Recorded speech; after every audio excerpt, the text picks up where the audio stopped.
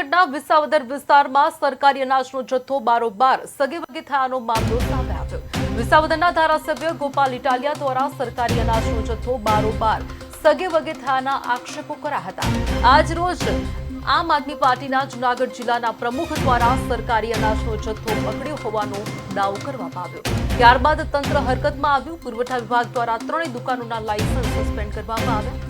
મોટી પીડાખાઈ માંગનાથ પીપળી તેમજ કાગજીયાળા ગામની 3 દુકાનોના લાયસન્સ તાત્કાલિક ધોરણે સસ્પેન્ડ કરવામાં આવ્યા છે।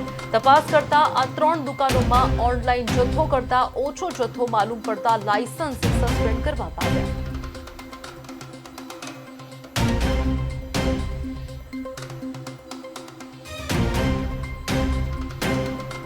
મોટી પીંડાખાઈ માંગનાથ પીપળી અને કાકચિયાળા એ દુકાનો અને એને સંલગ્ન જે ગામો છે એમની સામે જે અમને ફરિયાદ મળેલી હતી અને એ ફરિયાદના અનુસંધાને અમારી ટીમો દ્વારા તપાસણી કરેલી। કુલ 6 ટીમો અમે બનાવવામાં આવેલી છે અને અમારા જે ચીફ સપ્લાય ઇન્સ્પેક્ટર છે એ ગઈકાલ રાતે અને આજે 3 દુકાનની તપાસણી કરી છે।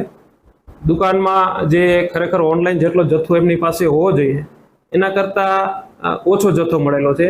એટલે 3 દુકાનના જે લાયસન્સ છે એ અમે હાલ પૂરતા સસ્પેન્ડ કરી દીધા છે અને એ દુકાન છે એ અન્ય દુકાનદારને ચાર્જમાં આપશું જેથી વિતરણ વ્યવસ્થા જે છે એ ખોરવાય નહીં અને ત્યારબાદ જે આનો કેસ ચાલશે અને જો પુરવાર થશે વસ્તુઓ તો એમાં સખત કાર્યવાહી કરવાની એ વાત છે એ હું તમને પાયા વિહોણી છે। ખરેખર આ ફરિયાદ બાદ અમને અમારી ટીમ દ્વારા તપાસ થઈ હતી। બંને ઇન્સ્પેક્ટરો જે છે દુકાન એ અમારું નોર્મલ કોર્સની તપાસણી હતી। તપાસણી કરી દુકાનમાં માલ છે કે નહીં, માલ છે તો જે નિયત માલ હોવો જોઈએ એટલો માલ છે કે નહીં એ તપાસ કરવા ગયા હતા અને એમને તપાસણી કરી છે અને નિયત માલ કરતાં ઓછો માલ દેખાઈ આવતા દુકાન સીઝ કરી છે। આમાં એ વિડીયો કે જે આપણે આધાર બેઝ વેરિફિકેશન છે આખું, એટલે તમે જેવો તમને માલ મળે છે એવું જ છે એ આધાર નંબર સાથે તમારો જે મોબાઈલ નંબર જોઈન્ટ હોય એમાં તમારે SMS આવે છે કે ભાઈ તમને આ માસનો આટલો માલ મળેલો છે।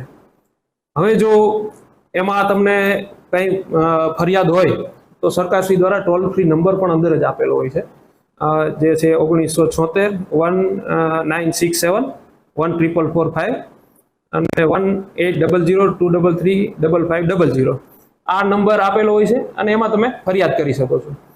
વિતરણ વ્યવસ્થામાં આજ સુધી અમને આવી ઓનલાઈનમાં કોઈ ફરિયાદો મળેલ નથી, પરંતુ માધ્યમોથી અમને જાણવા મળેલું છે એટલે એમાં અમારી 6 ટીમો નિવેદનો અત્યારે લે છે।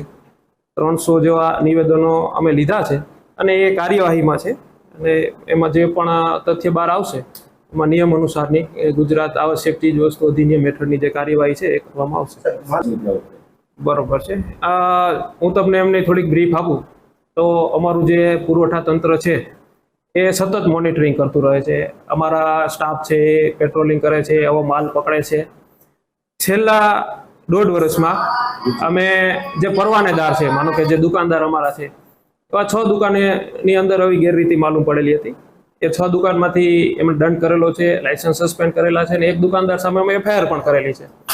અને સેમ બાબત જે બિન પરવાનેદાર છે જે આપણે વાત કરી બિલખાની ને એવી, તો એવા 38 કિસ્સામાં લગભગ અમે 99 લાખ રૂપિયા જેવો દંડ ઓલરેડી કરેલો છે અને એ કાર્યવાહી અહીંથી થાય જ છે।